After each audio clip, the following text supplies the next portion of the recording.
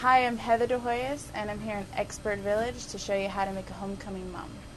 Okay, now when I say trinkets, as in I'm saying like little horseshoes, footballs, little bells, you know, because they like to make noise, or you can let little people. Okay, I need these real quick in order for me to demonstrate your trinkets. Oh, okay. I'm doing small ribbon here, so because when you buy your trinkets, they usually have a little hole, and they only fit this size.